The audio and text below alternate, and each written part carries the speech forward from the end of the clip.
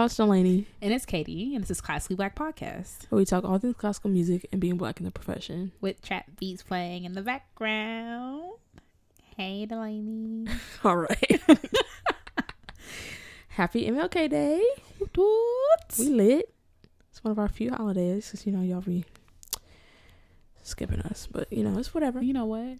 Yeah, it's the shortest month, but let's not be ungrateful.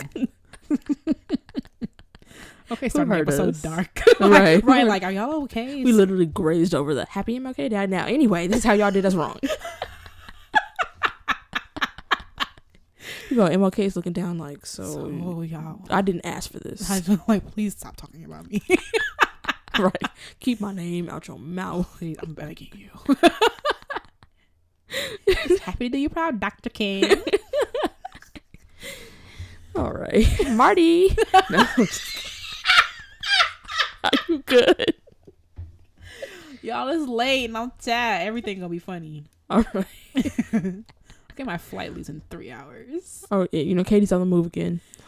And you guys will notice, you know,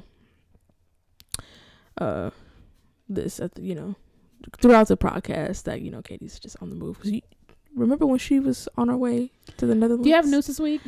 I do have news. Is that Katie's on the move again? That's the first piece of news. That's not what I have written down. All right. So a couple things this week. I just want to give a quick congratulations to Gustavo Dudamel, who will be receiving his star on the Hollywood Walk of Fame. I've seen two accounts. One saying that it's going to be on January 22nd, and then the other one talking about April. And I'm like, I'm pretty sure it's on the 22nd. Like April. Yeah.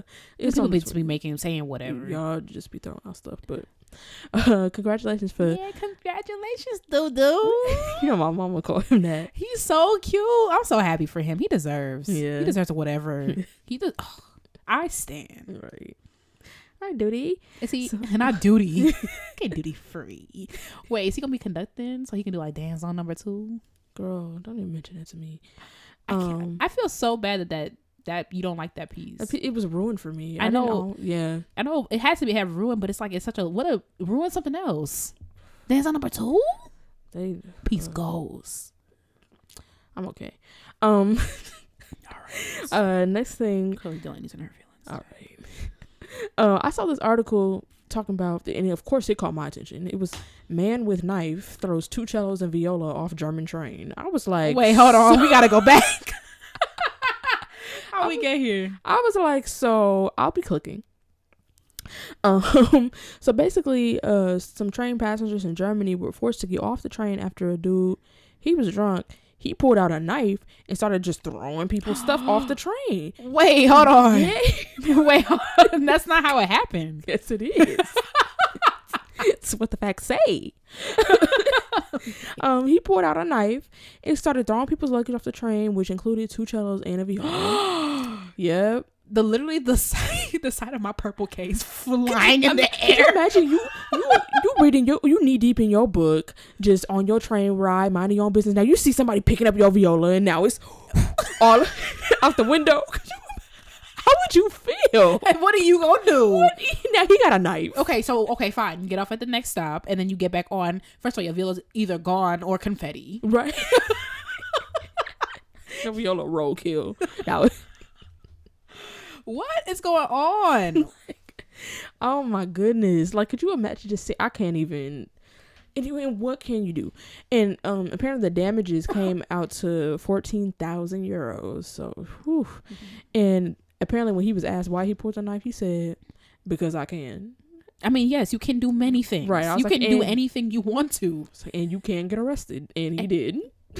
and apparently, after they, you know, took him downtown, they everybody else got back on the train and continued about their day. I can't imagine how those people whose instruments got thrown off felt, and good luck to them. I hope they sue him, because it's not even like it's about like, oh, you can just get another instrument. It's like you figured out a bind. Like I've had my current viola for. Oh, happy birthday, baby. Oh, here we go. I got it in January of 2015. So it's like, I'm still, am I lying? Is 2015 or 2014? See? Definitely 2015. Okay. definitely 2015. Happy birthday, pumpkin. It's like I'm still not pumpkin. I do not call my viola. It's inanimate. But anyway, I'm still trying to figure out how to make my what. You said your viola is inanimate, but that sound that you be getting out of it seems animated to me. Delaney, my sound is okay. But anyway, I digress. I still am trying to figure out, you know, and how my viola works. And I know, like, for the most part, like, what makes it angry, mainly intonation. But I digress. But it's like, you can't just buy a new instrument. I mean, you can, but it's, like, not the same. You know what I'm saying? Like, man. So I hope he's paying for that, and hopefully he not dirt poor so they can sue him and you know. Right, because you sue a poor person, they'd be like, what you want? Right. You can have a knife I pulled.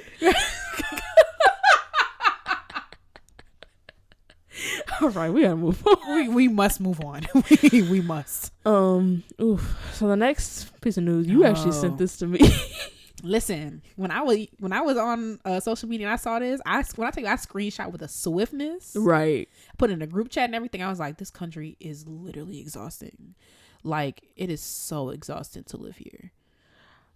So I get the text message talking about parking spot spat.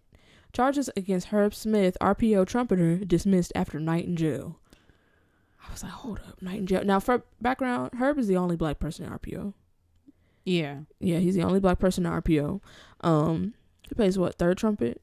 I'm not gonna start lying. Yeah, I'm like 98% sure it's third. It's trumpet, probably, but yeah, he plays trumpet, right?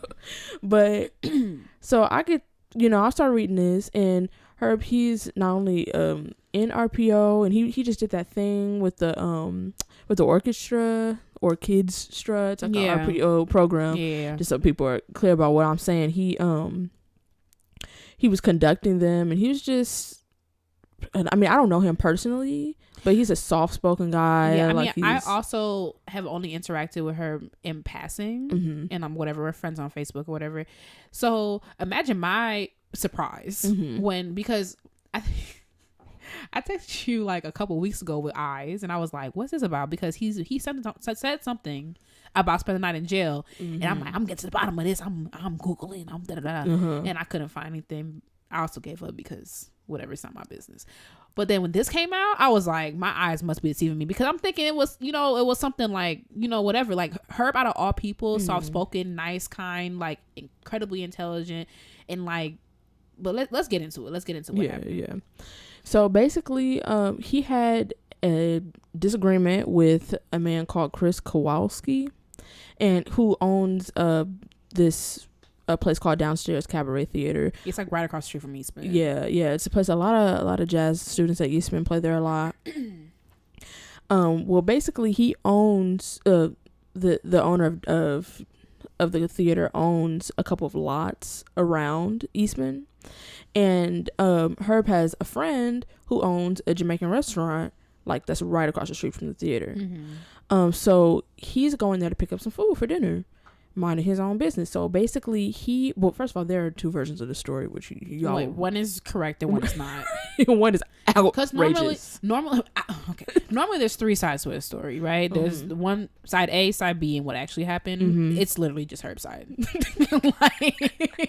And then some fan fiction of what actually happened. Like, it's not even like, when I tell you my dude speaks completely in hyperbole. Like, I didn't know y'all was offering hyperbole classes down at the university. Right. Like, so basically he goes in to get his food.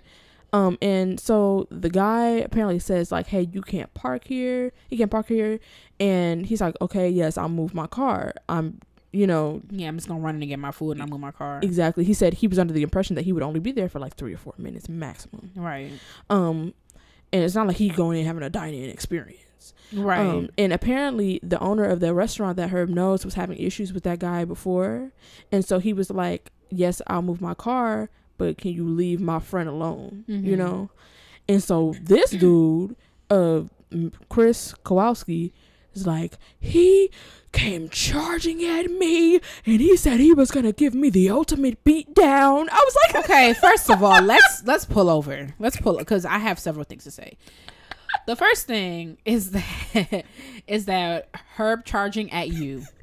And also, when you watch the interview, and like we'll link it, when you watch the interview, he's aware of what it means to be a black man in this country. Mm-hmm. So he put his hands in his pocket. Right.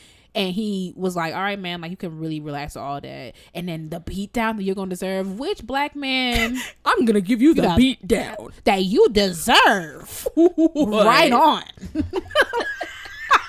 You betcha, buddy. You're darn Skippy. Like you sound, boy, miss me. Oh my goodness. The least you could do is take a little semester course in black vernacular before you start lying on folks. Right. Lying. So he's apparently Herb is quote unquote charging at him, and he's like, there's a camera right here, he's about to swing at me, so I show him that there's a camera in the lot and whatever. I'm like, ain't nobody about to swing at you over a parking spot. Over a parking spot that he was gonna park in for 4 minutes. So of course, like you said, Herb was like, he said that in the moment he thought about, what does this look like? I'm a 6'4", 6'5" black man, arguing with this older raggedy, well, he didn't say raggedy, but I mean, like, we can imply. Yeah, you'll see the video. This older, shorter than me, smaller than me, white man, what would this look like? I'm not going to do anything that's too risky. Mm-hmm. So a policewoman was coincidentally driving by and could obviously see that they were having something was up. So she gets out the car and it's like, what's going on? And of course, old dude from the theater is like, oh my goodness, he is just doing the most. And Herb is explaining to her the issue at hand, and he's like, can I just move my car and go get my food? And he said that the police officer, now there's 2 police officers, it's her and who was with her, and he was like, and the police officer was like, no, you can go get your food first. Because now we understand. Like, go get your food first. Exactly. And then you can move your car. Exactly. Move your car as you planned. Very, very good. Shout out to Richard. Like, what? You look dumb. But exactly. All right. And so now he's, Mr. Kowalski, I keep forgetting his name, but he's upset because he feels like, justice wasn't served. Right. Because he sees the police. He's probably like, oh, this is my time. Because once... we don't even need to tell y'all, what could exactly. He's like, oh, okay, they're gonna be on my side. Like they were on the side of reason. Exactly. And they let him get his food, but the guy had filed some type of complaint or against Herb, and so he gets a letter in the mail talking about warrant out for your arrest. Mm-hmm. When I read that part, my jaw was on the floor. So like, for someone like, let me not start lying. Let me pull the article up, because it was like, whatever they and the thing is, I think if I didn't misunderstand, he was trying to like get them to pull the video before all of this happened, and they pulled the video, and they were like, there's nothing here. Yeah. So I was like, literally, that's where the story should have ended. Like, there is no evidence here. So then, a week later, 2 counts of harassment. Right. Warrant sprout up out of nowhere. But you see, this is a part that was disparaging to me. So whatever, this incident passes so long, and I'm not a lawyer, I don't know how this stuff works, but it was like shown that like there was nothing in the footage. Then he puts out a warrant out or whatever, filing charges against you for harassment. How did you end up spending the night in jail? Right. You know what I'm saying? And the article isn't very clear on that, and like that really makes me angry, because it's like we've seen over the weeks, the years, over and over again, time and time again, how the justice system fails us. But I'm just trying to figure out how hearsay got him to spend a night in jail. And like, y'all will read the article and you can let us know, like, girl, you missed this part. But I read it, and maybe it's my little Viola understanding why I couldn't. But I'm just like, that doesn't make sense. How did he end up in jail? And it's like I don't know, somebody's just going off of his word, like, you know what I'm saying? And like it doesn't matter that the charges were dismissed, you know what I'm saying? It's like, to be black in this country is like so exhausting because it's like, how did we get here? You know what I'm saying? It's like, you can't be a doctor, you can't be a lawyer, you can't be an activist, you can't be a teacher, you can't be a trumpeter in the Rochester Philharmonic, right, without the system failing you. Exactly. You know what I'm saying? Without something going wrong, without feeling how it feels to be black in this country. And it's just like so exhausting. And if you focus on, like, I literally read this and I was like, oh, well, you know what I'm saying? And like, say what you want about what this has to do with race and everything. You can miss me. It's like, it's stuff like this happens all the time. It doesn't matter what we do. It's like, it's like we're always, you know, always less than, always, you know what I'm saying? Like, it's just like too much sometimes. Yeah.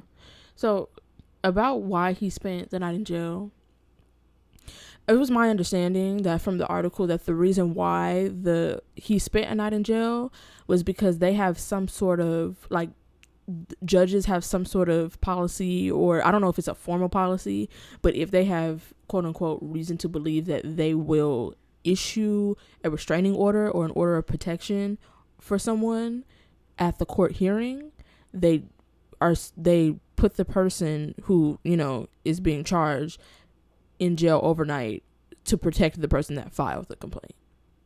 And that's why he did it. Oh. Yeah. And I'm conflicted on that because, like you said, like, all you got to do is tell on somebody and then it's hearsay. But at the same time, then I started thinking and I was like, but then how many times do you hear somebody say, this person is dangerous, this person is such and such, and they're like, it's nothing they didn't do anything, so it's nothing they can do, and then now they turn up dead. Like, yeah. So, but then it's just like, but you had access to a camera though. That's the difference. Yeah. That's the difference. That's like, I don't know. I'm unsure whether or not, I'm pretty sure that they said that the judge didn't see the footage. Why not? It's the police. There was not only a camera from a nearby building, which that's where they were like, we don't see anything, but the police officers that were there said nothing, he didn't do anything wrong. Mm-hmm. And the police body camera footage, which was available, also said he didn't do nothing wrong. So that doesn't make sense to me, because even if you said like, oh well, he might have had to do an order of protection, like I said, that's why he ordered him to be in jail overnight. That would make sense if there was not a video and 2 sworn police officers that said he didn't do anything wrong. That's something that you should consider before you start just throwing people in jail overnight. Right. Exactly. It's not adding. Something's not adding up to me. It's looking a little funny in the light, but 2 + 2 = fish over here apparently. Well, y'all gonna see when y'all see this video, y'all gonna be like, so he's just it's absolutely ridiculous. I was like, wow. He was just fabricating stuff as he went along. Was like, and then right, and then a Deirdre came. And then the sky came over, it turned over crimson and it started raining.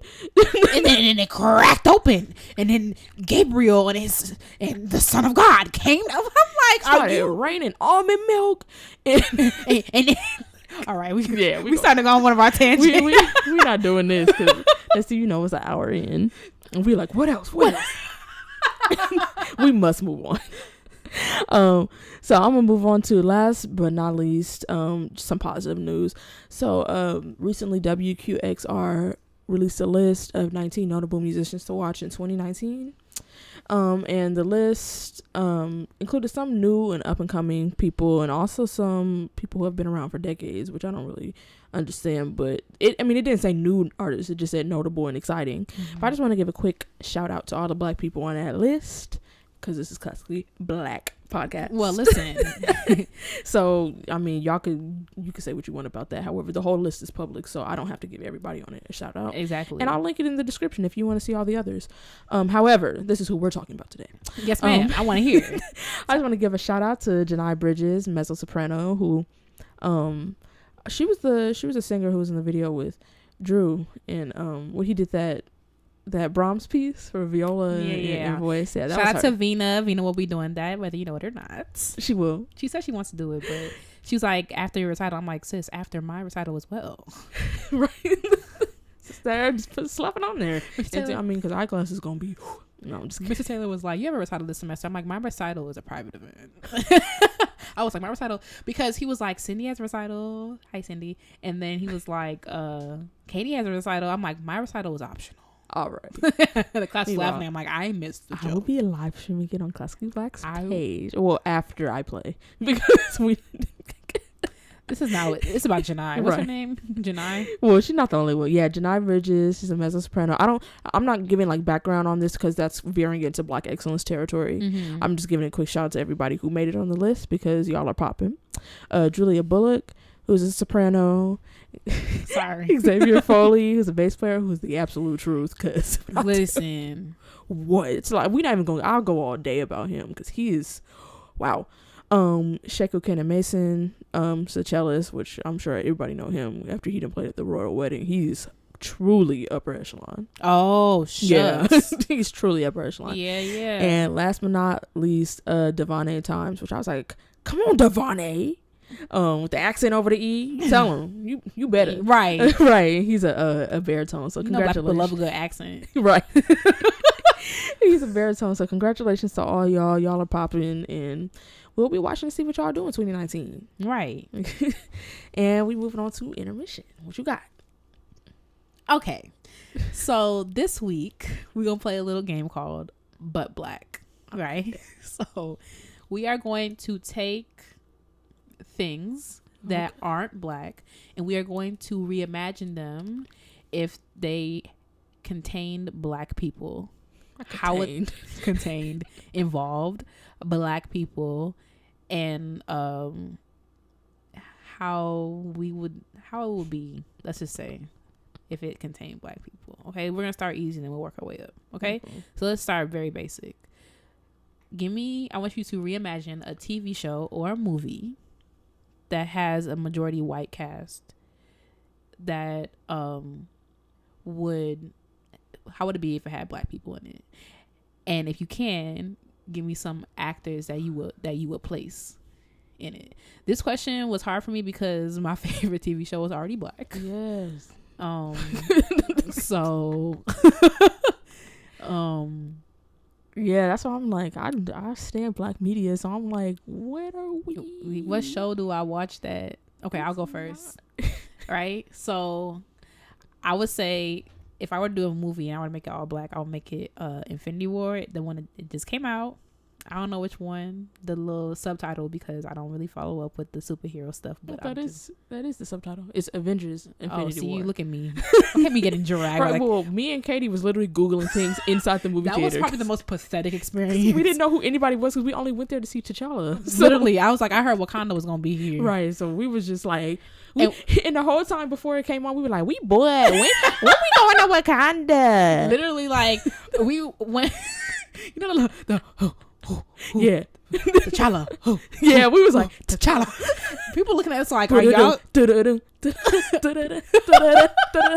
was so pathetic. And we was in there doing the X. Right. Because literally, how long did you have to wait before they get to Wakanda? It's quite a while. At least an hour and a half. So we sitting there like, we don't know who anybody is. We came here for T'Challa. Right. She like, who that? I'm on Wikipedia right now. We literally looking up. It was pathetic.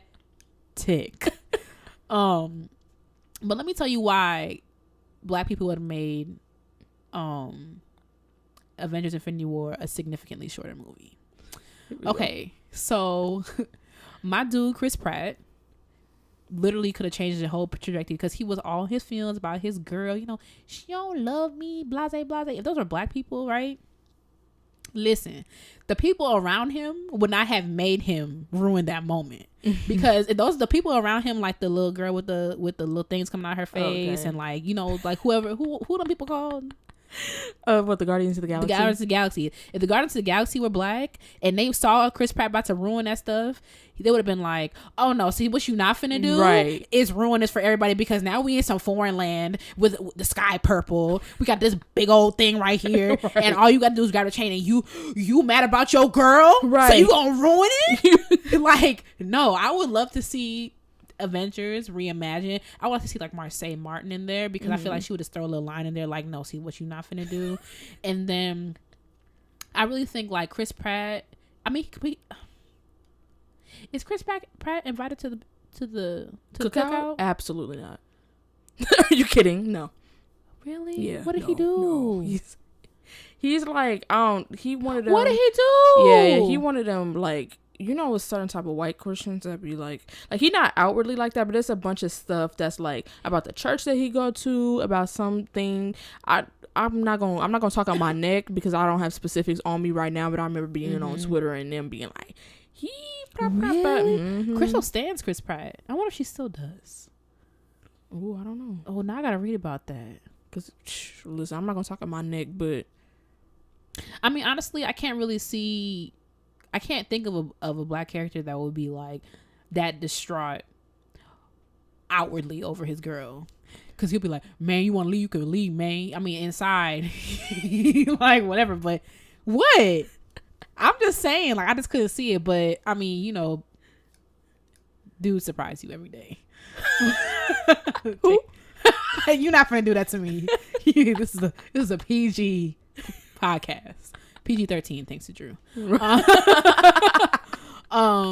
But yeah, I would love to see that reimagined. Give me a TV show or a movie, best you can. Yeah, so this was hard for me because I don't really watch movies all that much, and I don't know, it was just hard for me to like imagine. But I figured I was just gonna do. It's not my favorite movie, but I was gonna do To All the Boys I Loved Before. That movie was cute. The movie was cute, and someone was like, "It's a high school movie." I'm like, it's like, isn't it weird to watch like a high school movie? I'm like, there are adults playing like that are playing high school students. That's weirder. But I just think, what is it about? Like, just real quick, because it's like a Netflix. It's also low key.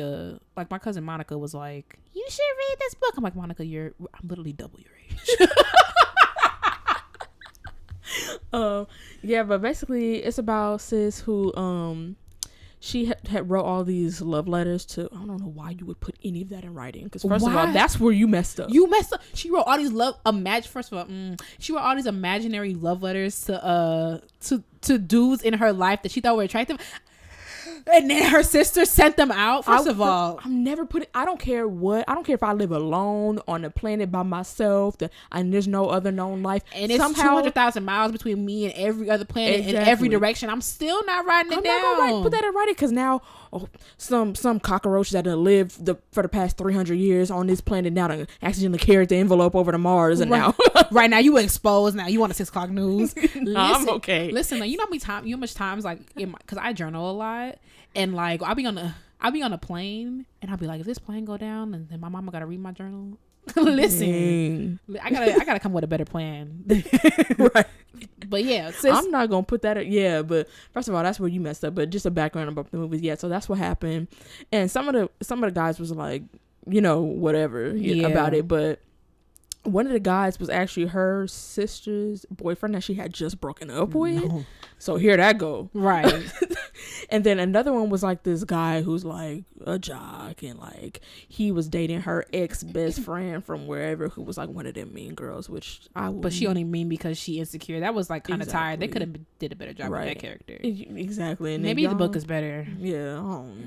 But and now he's all charming and whatever. Like, it's a teen movie, you know? It's a cute little teen romance, whatever.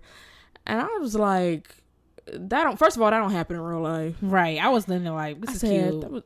But right. Let me tell you who I be dealing with. Right.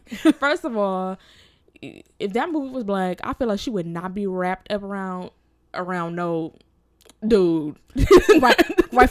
First of all, because I also watched this movie, and I was like, first of all, I would want to see. Well, she probably would have wrote it down, because low key every episode of Moesha opens up with her, "Dear Diary." That's true, but also I would never do that because my mom reads everything that I do. My mom used to go through my text all the time, so that's also another reason why I'm like, well, if you have a mama who's and some black moms are, they're gonna be all deep in your stuff. So you wouldn't even write all that. You wouldn't write nothing down. I'm not writing nothing down. And she was, first of all, they pretend to like be like together or something. I haven't seen it in a minute. Yeah. Ain't no black girl doing that. Right. So they fabricated a relationship. Black girl had the time. She's like, baby, want me to do what? Right. She fabricated the relationship, one, so that the her sister's ex-boyfriend who got the letter wouldn't like confront her about it because like he would think that she's over him.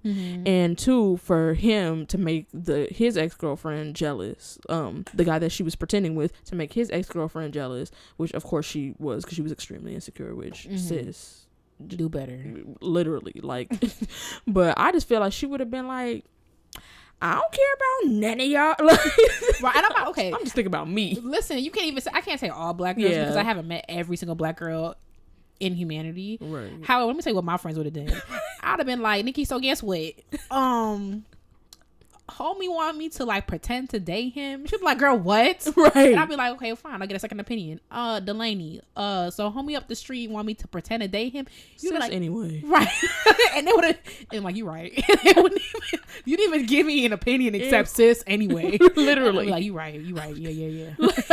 Because now you bringing him around your mama house and like she was up in her house. All up in her house with her sister and stuff. That's no. Y'all writing out contracts and all that. I'd be like, it's over for me. But black. There would have been no movie. It would have been no. I feel like that's pretty much any movie that's not 100% black. There would not be any movie. Because the first dumb decision y'all make, we would be like, well, so just like in the trailer for Little, when Issa Rae was like, I thought that was for white people because black people don't have the time. Exactly.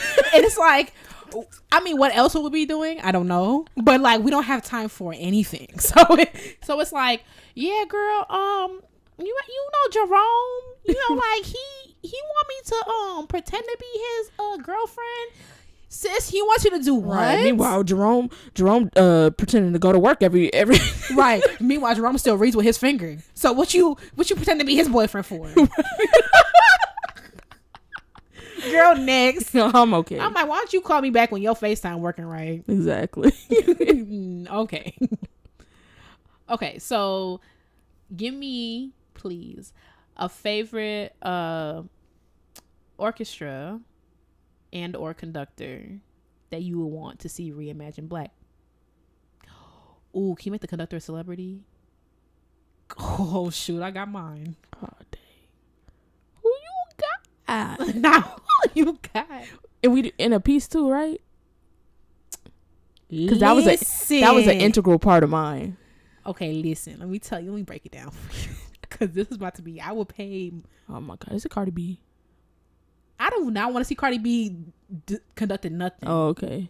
Okay, first of all, I absolutely love the London Symphony Orchestra. It's like they sound and whatever. So I just want that whole orchestra to be black. Because, listen, that might sound some type of way to you, but first of all, it shouldn't. Check yourself. Second, that's not a reason, but it's a reason for me. Second, after playing in an all-black orchestra at Gateways, it was like a euphoric experience. Oh, like yeah. Literally, we were playing that not Brahms, because I would never have that kind of experience with Brahms, but Brahms too. But Sister, we were playing that Rachmaninoff piano concerto. I felt like the stage was lifting off the ground. Like it was ridiculous. It was probably your sound just erupting from. But imagine my sound times like 40 billion, because everything all seasoned and like you could actually hear something in Kodak Hall for once. It was like Kodak Hall. Okay, playing in a vacuum. All right. So it'll be the London Symphony Orchestra. If I were to have a celebrity conducted, it would be Angela Bassett, because I stand like, what a goddess. And then, okay, I'm gonna get dragged for this, but that's fine because this is my podcast. The piece, I think. Oh gosh, what is it? I'm literally gonna get dragged for this. Oh. The piece that I think the orchestra should play is Harold in Italy by Berlioz. So Harold in Italy it's really like, it's really a Viola joke, because Viola doesn't do much.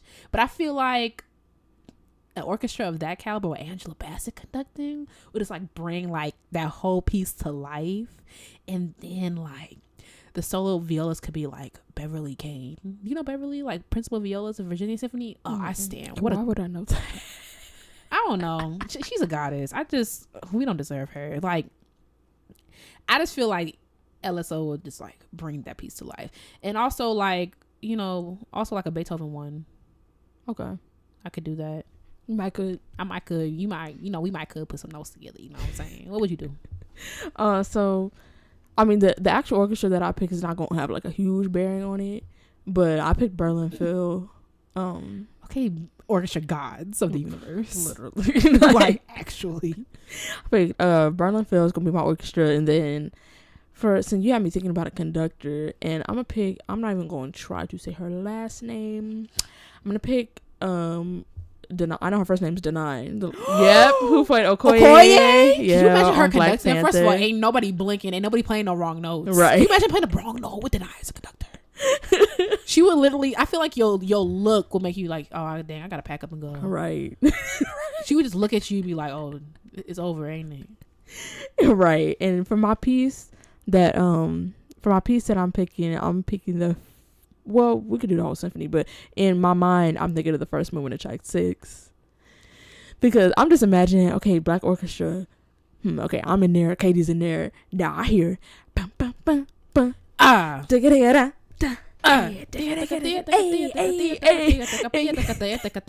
and now it's passed back here. Now I'm, and now you turn around like, hey. And then that part, what? Okay, listen, I know y'all tired of us talking about Tchaikovsky, but you look. Well, get right or get left. Right.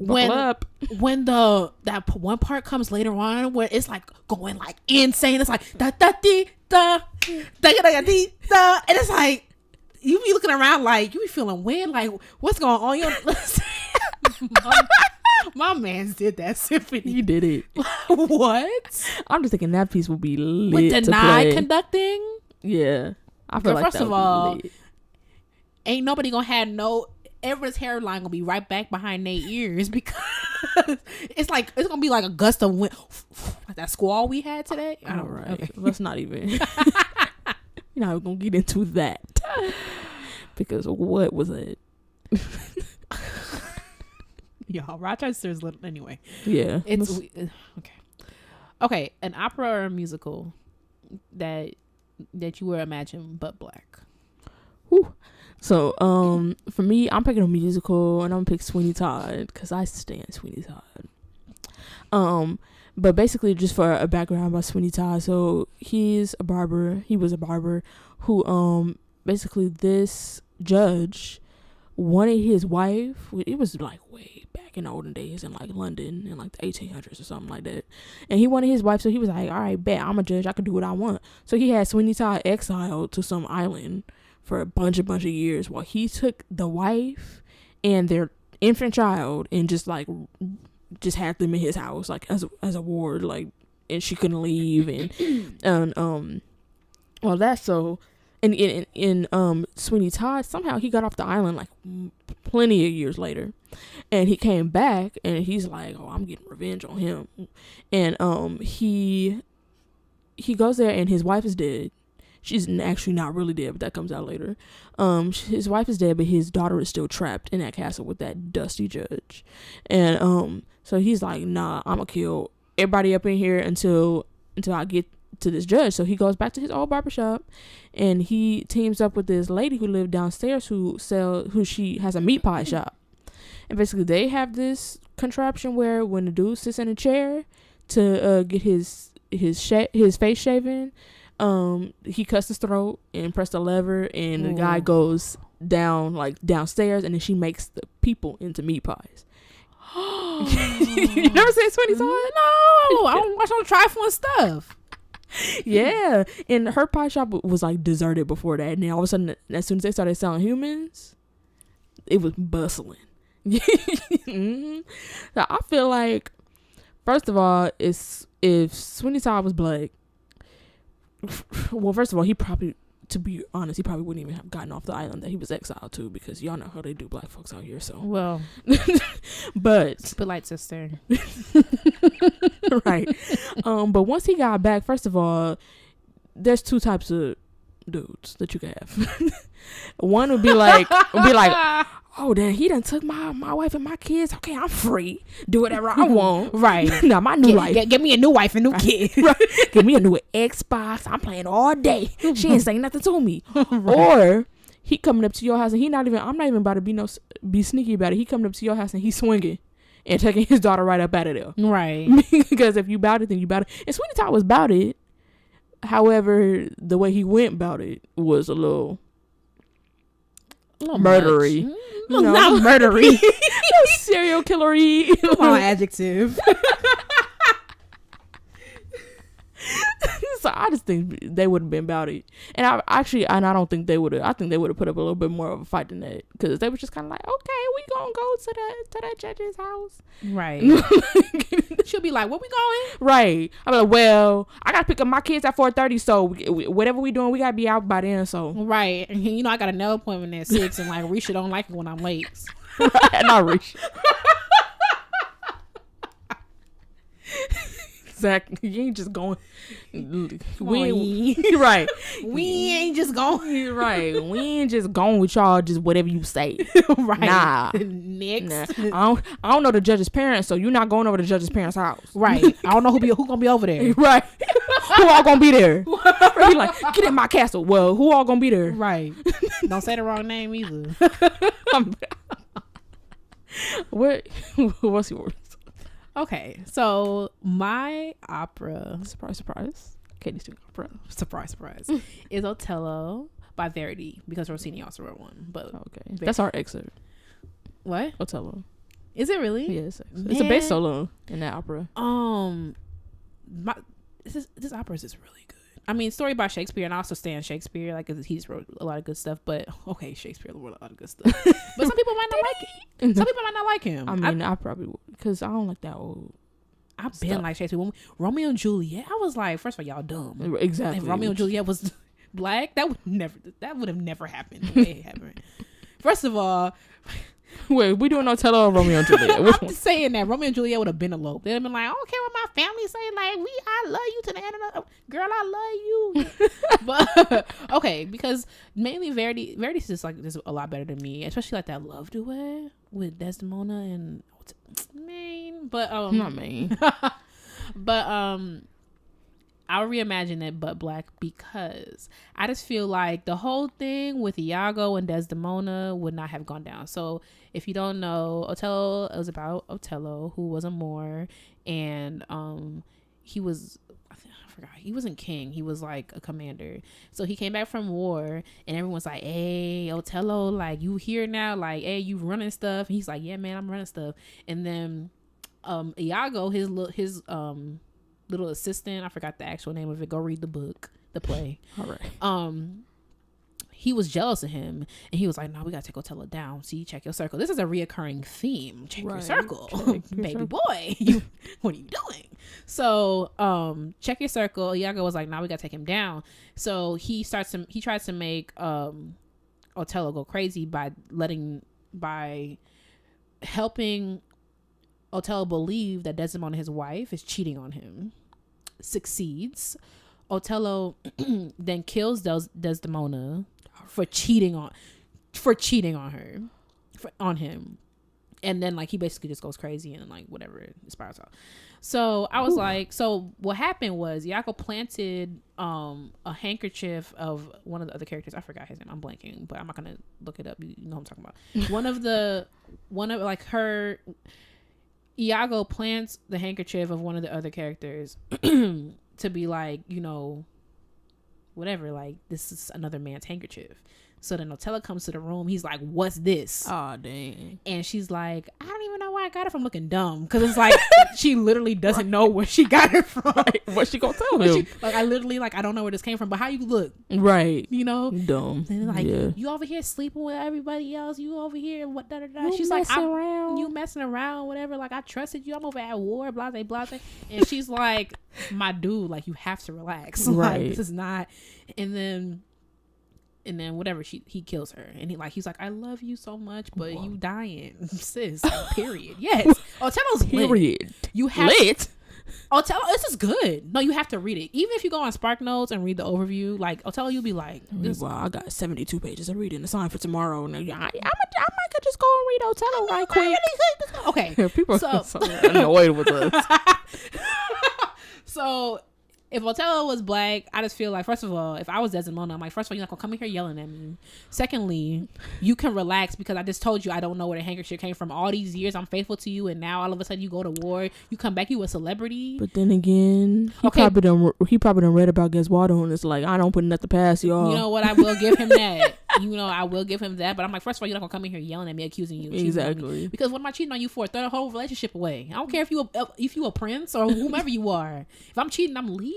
For what? What am I cheating on you for? So you can stop all that yelling. That's the first thing. So you're not gonna tell me you love me and then kill me. Like, it's not happening. Like, I will spaz on you. I will ruin you. You understand me, my dude? I will ruin you. Oh, by the way, Katie's available. You can see she's an eligible bachelorette. Leave me alone. I'm just saying, like, I will, like, I'm not wasting my time. So don't come in here yelling, first of all, you musty, because let's be honest, it's like 1403.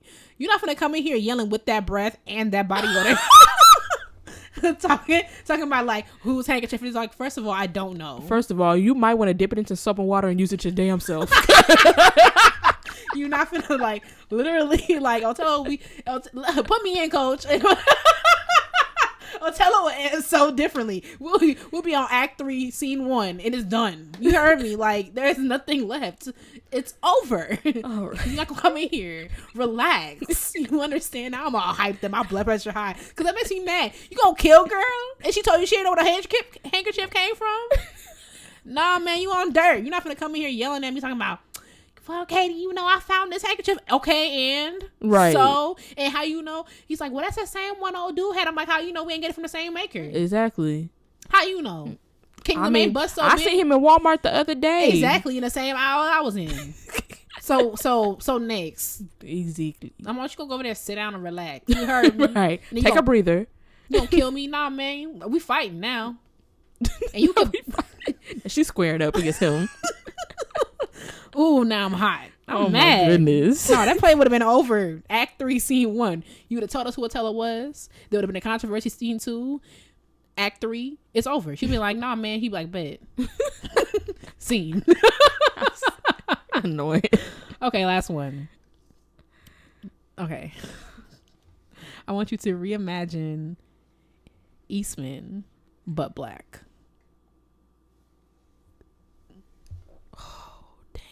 What is the song?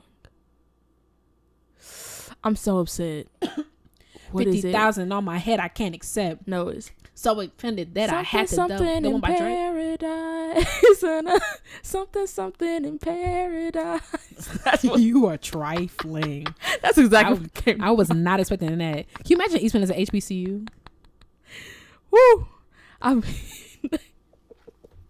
right. Like HBCU, like we'll talk a little bit more about HBCUs in the future, but like I'm talking about like a school at the caliber of Eastman, but black.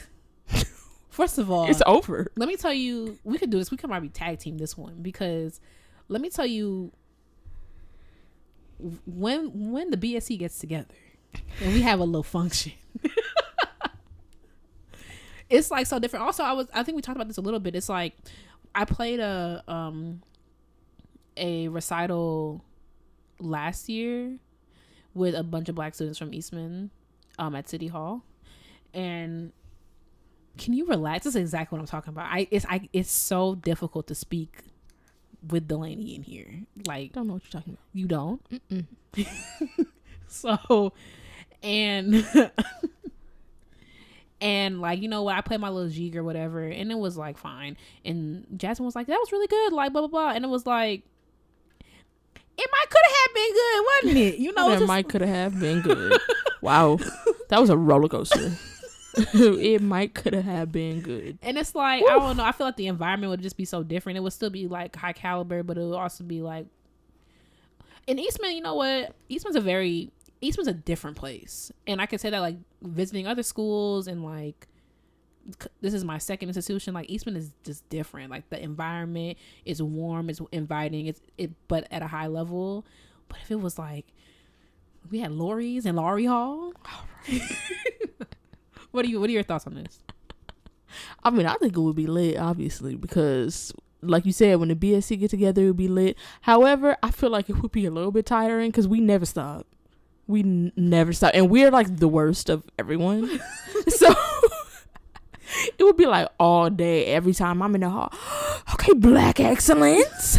Okay, my edges are gone. Like, now we late to class because we too busy telling so and so how they snatched my edges at their recital last week for 20 minutes in 17 different languages. But imagine that environment, like flourishing in there and like I don't know, like playing in studio. I was like, yeah, you did really, really, really good. Right. I was just. Could be never practicing because everyone tells me I'm popping all the time. But then black people also are bullied islands because they'll be like, well, sis, right? You know, the way I'm laughing because of Cremain. Cremain would be like, look with the glasses. Oh my gosh! I'ma just say this. Let's just say because I remember when we posted the video about Kaylin. You know, we were worried about putting that video up. Mm-hmm. And Cremain was like, he called me, he was like, man, that video. And I was like, Cremain, don't gas me this morning. He's like, let me just say this. All right. Glasses. If it wasn't popping, I wouldn't say nothing. Okay, you play in studio class, y'all off week, no one has comments. Right. Because they're not trying to tear you down. They'd be like, sis, not. But then you get people like Marco, now sis, you know. All right. Or Sierra, now girl. All right. Now you know that this was not the week for that Bach. Could you imagine? And your teacher like that? See, that wouldn't go over well for me. I don't do well with. I've never had. Tread carefully, Katie. Sister, let me go back. I don't do well with teachers who are overcritical because I'm overcritical of myself. Mm-hmm. So I'm already doing the work for you. I'm already being like, that was trash. Ooh, right. Do that again. That wasn't it. So I don't need you being, yeah, girl, that was trash. When you go, I'm like, right. I don't need that. Some people thrive off of that. God bless you. I'm okay. I am more than okay. Like, you don't have to, like, you got to lie to my face, but there is that middle ground. People act like there's no middle ground. I'm like, there definitely is. And also, at the end of the day, I'm an adult. Mm-hmm. My mama don't talk to me like and you're that. not gonna talk to me any kind of way. You're not gonna be like, you really not. Like, and like, I've been fortunate. I've had some problematic teachers in the past, but they've always respected me. I've never had like because some horror stories I be hearing from lessons, even sometimes horror stories from my same studio. I'll be like, not at Eastman or anywhere in particular. Okay, only one other place. Everyone pulling up your bio. I mean, my studio from high school. It could be anywhere. The fact that you volunteered that shows that that's what it's not. Or my studio from middle school. Okay. Or my studio from... Right, okay. So you guys just note the one that she did mention. Or my studio from undergrad. It could be that one. I'm not doing this. I didn't. We're gonna link. No, I'm just kidding. Anyway, I've always had a teacher respect me because I work hard, and also I'm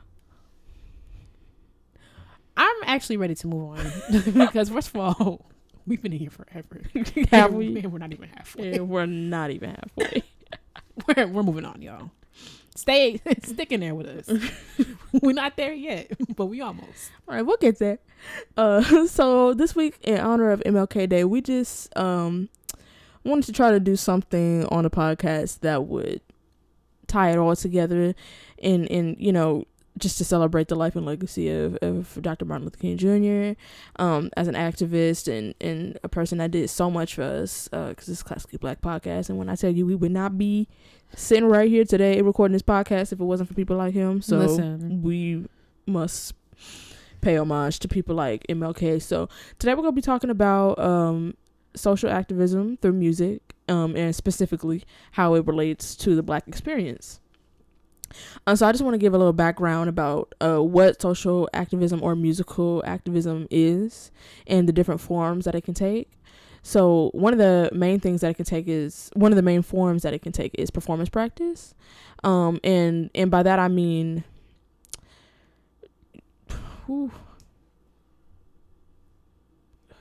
computer might die. Okay. You want to plug it in and just start? I don't have my charger. So one of the forms that it can take is performance practice. And by that I mean people who are performing in spaces that it could be something as blatant as, okay, this is an event, a fundraiser for this organization or this cause, and we're going to play here. It can come in the form of performance practice in that you use instruments that are specific to a certain culture, or you merge two cultures with instruments, you know, things that are not usually paired together and that celebrate a culture that is not typically celebrated, especially in the music that we play in classical music. It can come in the form of musical themes, using influence from one's culture in music and lifting that up and celebrating the contributions that culture has made to music. And it can be as blatant as titles of pieces. Now, when you're dealing with music that doesn't have lyrics, it can be difficult to convey certain things, you know, depending, especially to people who don't study music, who don't really pick up on things like that. So you can title a piece something that relates to your cause. So I just wanted to also go into how musical activism started, because there's a lot of things that we know about that we don't necessarily think of in musical activism. And to me, the first thing that came to mind for me was, when I thought about where did this start, was spirituals that slaves had, because that was their escape. You know, especially like you're working in the field and like you need something to take your mind off of like what you're going through. Exactly. And they put so much of, you know, their heart and their religion and their faith and their hope, their togetherness in those spirituals, and that was like their rock. So that's a form of musical activism. That's them, you know, creating something for themselves within this space that they, you know, they have zero freedom. And that's something that can inspire people to be musical activists, is having a lack of freedom, having a lack of expression, and having, you know, this sort of frustration in their lives with, that could be cultural, societal, things like that, that relate to your experience as like who you are. And like I said on this podcast, we're talking about the Black experience, which is why I brought that up. But it's not just the Black experience. Like, another thing that came to mind from just studying like the type of music that we usually play was Shostakovich. He was forced to write music when Russia was, when it was Soviet Russia. Forced to write music, and after Stalin died, some musicologists described it as like a breath of fresh air in his music. It was like relief, and he was trying to sneak things in there and push the boundaries with his music, but only so much. And even when he did certain things, I think it was, I don't want to start lying, but his waltzes, his waltz number 2, like people were like, okay, he was like, just write some little happy stuff, whatever. And like, so he wrote these waltzes, and it has like this really like dark underpinning, and Stalin looking like, this is not it's not what I ordered. So right, and threatening, like he was threatened with death and like all this. I'm like, dang, y'all was serious. Like, and it's things like this that created this sort of, like I said, breath of fresh air when he was finally ain't had nobody's foot on his neck to create music that he couldn't express himself with. And relating it back to the Black experience, we have some composers that really embody what it means to be a musical activist. And Margaret Bonds, who was a composer who went to Northwestern University. Evanston, stand up. Well, you might not want to say this. 847. You may not want to say that after I detail her experience at Northwestern. I didn't go to Northwestern, so she all the composers that we're gonna mention today lived in the lifetime of MLK, by the way, and so you can sort of get an idea of where of the time that she was living. This was probably like in the late 20s and 30s that she was in college, and she was living in a place where nobody respected her, nobody treated her like she was a person. The college was like, we straight up don't provide housing for Black students. It's just I mean, people be like Evanston, whatever, like in the suburbs, you by Chicago. Evanston has a really dark history of racism. Talking about segregated schools in Evanston, Illinois, in the north, you know, and even if you look at the way that the school maps now, I was bused to my elementary school to make sure, because where my elementary school was, if they didn't bus students in, then it would be completely white from the neighborhoods. We're talking about like the community center that's like a couple blocks from my house used to be the black school, and now it's just a community center. So Evanston has a little bit of a dark history when it comes to racism. So this doesn't surprise me at all. So her experience there with just being blatantly discriminated against in her education pushed her into this realm of trying to find black art. And when I'm talking about black art, I'm talking about music, poetry, just physical art, like visual art. I mean, and one of the artists that she was particularly compelled with was Langston Hughes. So she ended up using a lot of his music. I mean, what am I saying? Using a lot of his poetry in her music, like accompanying his poetry in her music. And she also coincidentally wrote an orchestral piece called Montgomery Variations, which she dedicated to Dr. Martin Luther King Jr. And so basically that's what I mean when I say that musical activism it comes from a place of people being so oppressed and just at a breaking point that they're like in her case, I need to be immersed in blackness and I also need to create that for myself, which is what inspired her to compose works that were inspired by her experience, by other aspects of blackness, and the way that she did that was taking influences from jazz and from blues, black art forms, and musical themes from those genres that are deeply rooted in blackness and created by black people. And in addition to that, like I said, creating accompaniment for Langston Hughes poetry, which is absolutely so fundamental. Like the Harlem Renaissance, like is a huge part of the black experience, a huge part. So the next composer that I wanted to talk about was William Grant Still, which... Hey Willie, I freaking love him. Man, that's the homie. So he was also just like Bonds, he was also heavily influenced by jazz and blues and poetry. And he also used Negro spirituals in his works, which I stand a good Negro spiritual for real, because when you playing like for Viola, we play like a lot of stuff like that, which I'm so sad that I can't make the MLK Day concert this year. It's my favorite concert to play, and this is my first time not playing it in a couple years. But playing like in a black orchestra, playing Negro spirituals, I'm like, it's such a powerful feeling. Like you was talking about how it was at Gateways. Yeah. Like William Grant Still has I don't know, I can't remember exactly. I'm embarrassed because it was definitely on my lecture recital, but it was like he has a piece called Here's One. It was there's a Negro speaker called Here's One that was arranged for viola, and when I tell you that John, I know what your sound, it was probably okay. It's not about my sound, it's about William Grant Still. Well, we can make it about your sound. We shouldn't. Let's go. Okay, you hyping up my sound, people come in, it sounds like a cricket. It doesn't. And you know this. I mean, do I? All right. Back to the baby girl. Do I? Oh my goodness. Here we go. I need to So,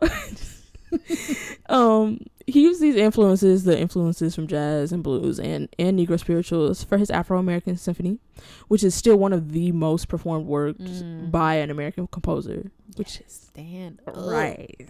Okay. Stillies, stand up. Copeland, watch out. Well, okay, well, yes. Don't even get me started on, because Copeland is raggedy to me. I just now I feel like a horse clopping up on my head whenever I listen to William Grant Still. Whenever I listen to Copeland, that is true. It's very like it's very like, you know how like now I wake up, I'm in a farm. Now I gotta go milk the cows at 5 a.m. I'm okay. You know how like you go like your grandma has like a distinct smell. It's not nasty. Wait, hold on, just follow me.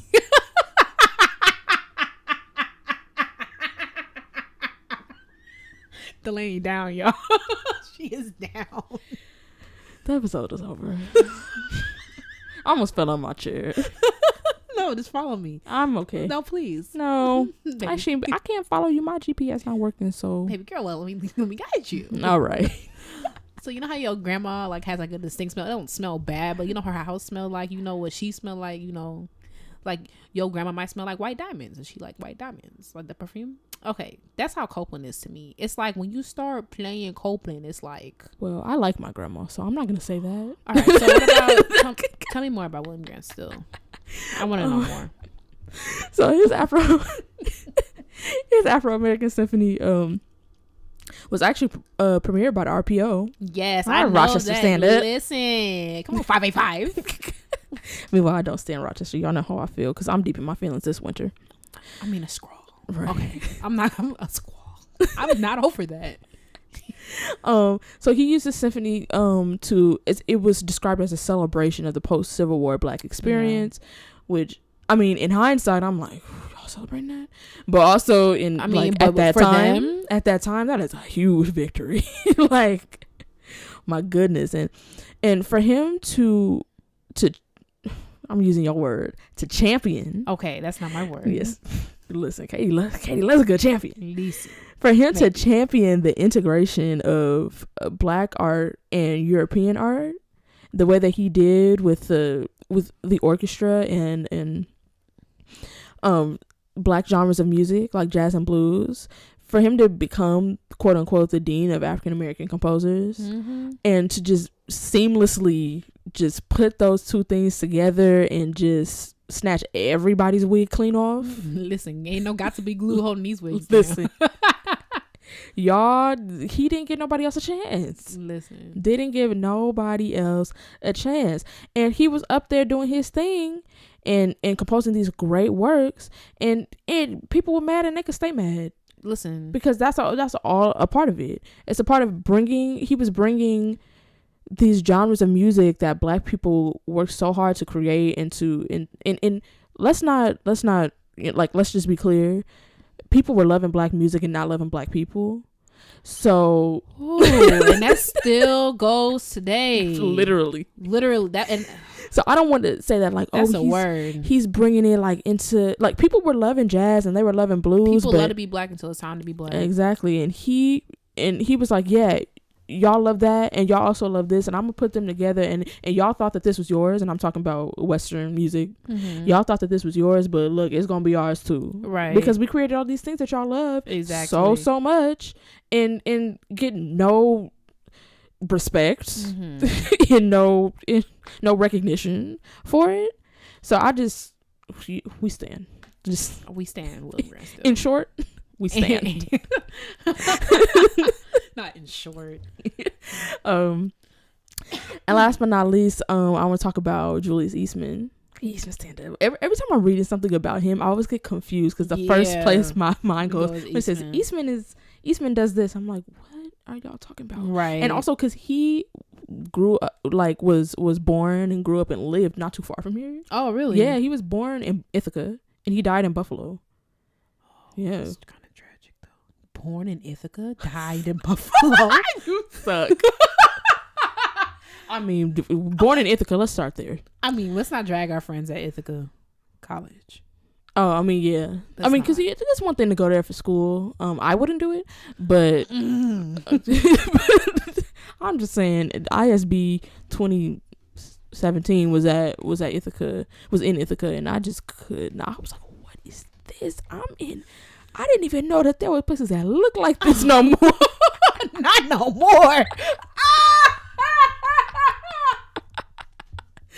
Let's not get dragged by this, because now half our fan base from Ithaca now they unsubscribing. Okay, someone TT me more and then live up in it.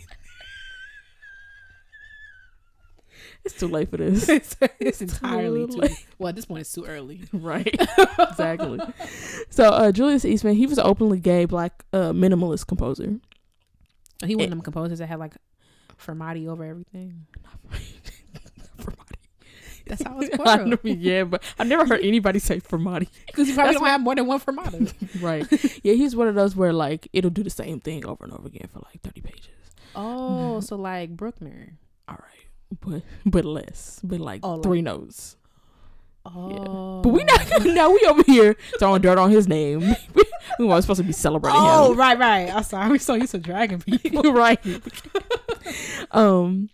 So Julius Eastman is a prime example of using titles of works to convey his message and to display his musical activism, because we talked about Margaret Bonds and William Grant Still, and they use the musical themes.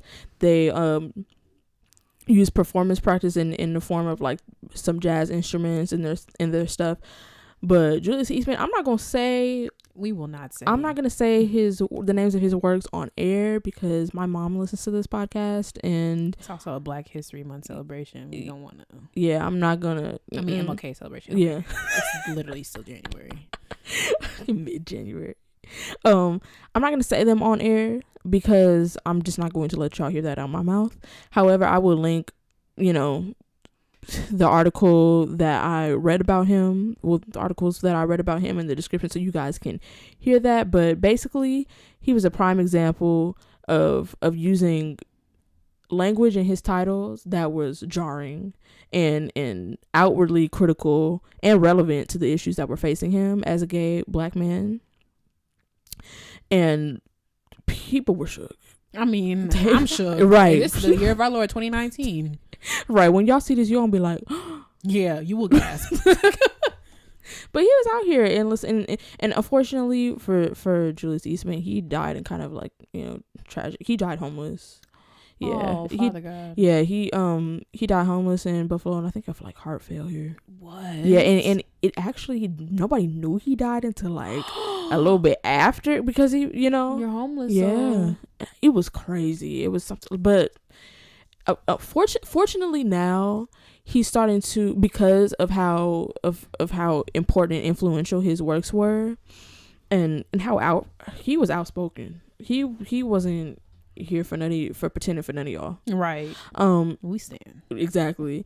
And because of that, he's becoming much more relevant than he was, and is getting the recognition that he deserved to have at the time of his, at the time that he was alive. But then he don't even have no estate. Yeah. Where'd that money go? Who making a coin? Right. Because he doesn't have an estate. I want to know. I don't know. But so that's just a little bit about the composers that I picked, that I wanted to talk about, that really influenced. I guess they influenced me in how I see musical activism, and I just want to tie that into MLK Day, because some people think that because music is a universal language that it transcends all of that, and it really doesn't. Yeah. Because, like, first of all, we're having conversations about diversity in orchestras, and we're doing things like Classically Black podcasts. It does matter in things like this. We can't just be like, oh, it's just music, let's just play. Just play. Because we had composers that was trifling and doing all kinds of things let's just play is why Wagner rose to the top. Exactly. Exactly. and this is a real true escape for some people, for these composers, and I think it's worth talking about. So that's a little bit about why it's important to me, and I want to ask you why you think it's important, and how this brings awareness and representation for Black musicians, Black composers. Well, I always think it's important for people to realize whether it's the Black people looking to find their place in classical music, or the people consuming classical music, that Black people do everything. You know what I'm saying? And you see people like William Grant Still, you see people like Julius Eastman, who are composing classical music. You know what I'm saying?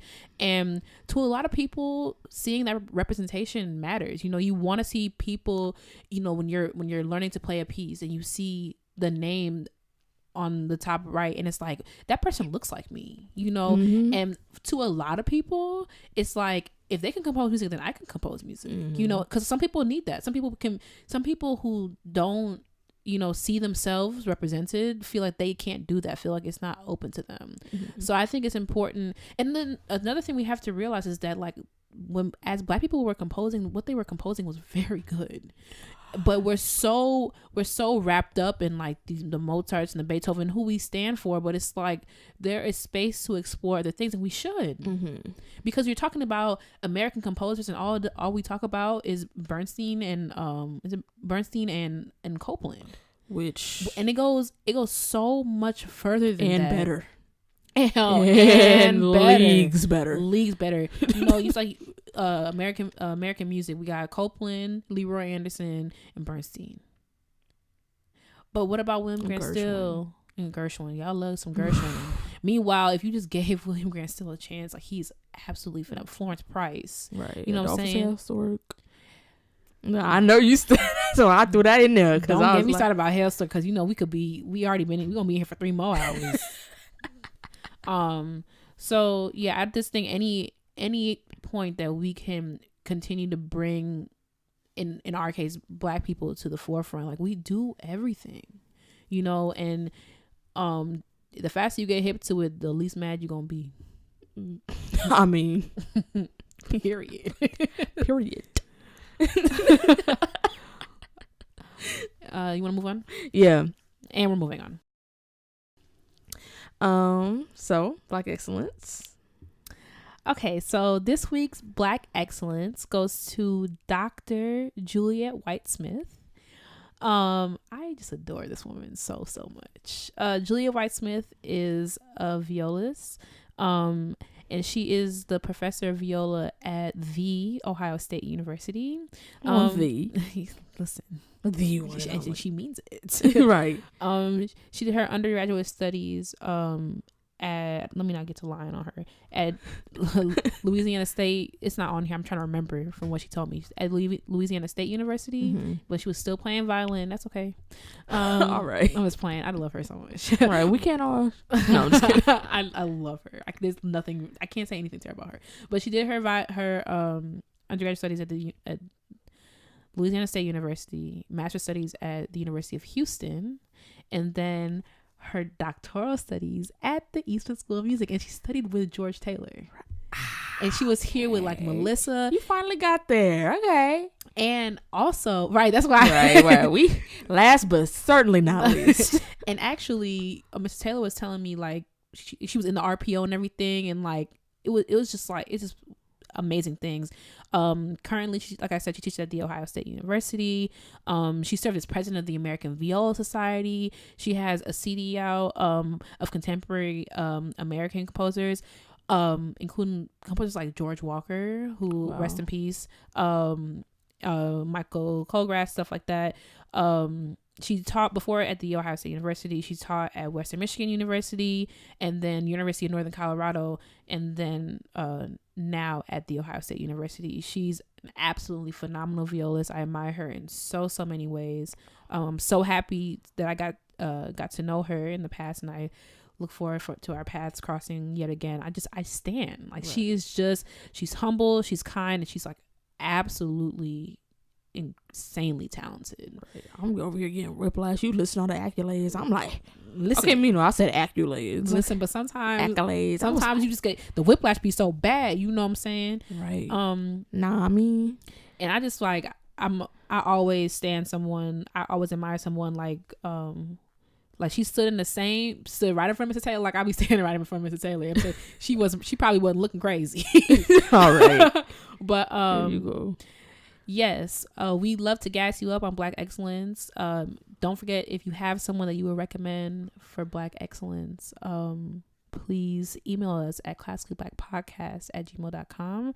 We'll link the page to Juliet White-Smith's bio in the description box. You can read more about her and get to know her a little bit more. And we are moving on. All right, 2 piece of the week. You got a piece for us? Okay. So my piece this week is called El Grillo. I sound boring. No, shut up.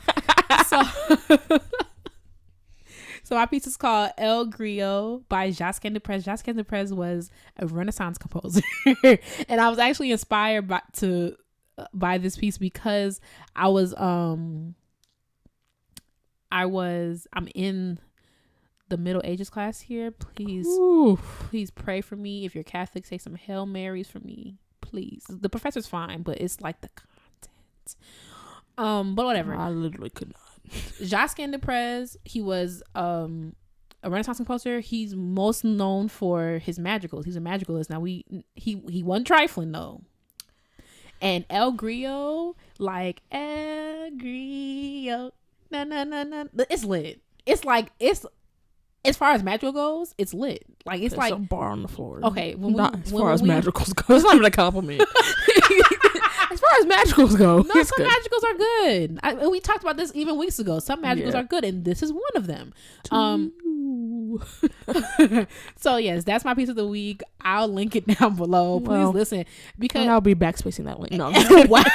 Meanwhile, you came for me on episode 1 about Prokofiev, so and I will karma. continue. This is karma. I will continue. I mean, but I'm gonna play for Delaney when we're done here. But oh, it sounded like you said Delaney. I was like, who? Delaney. Oh. I'm gonna play it for you so you can hear it. But that's my piece of the week. Get right or get left. You heard me. Oh, get left. I remember Kamei said that on his interview episode. Did he say that to you? Yeah. Y'all love saying that. I don't even know why. I need new. Taking applications for new friends. Please send them into Classically Black Podcast. Meanwhile, I have my alerts on for the email now. I'm deleting them as they come in. Not telling you. We've been in here forever. Thank you for listening to Classically Black Podcast. Don't forget to like us on social media. Follow us on social media at Classically Black Podcast. Don't forget to email your questions, comments, and Black excellence to classicallyblackpodcast@gmail.com. And we will talk to you next week. All right. Bye, y'all. Bye. Happy MLK Day. Happy MLK. I don't know. All right. Don't forget to embody Black excellence on MLK Day, y'all. Because to be black and excellent is just to be excellent. Period. Bye. Bye.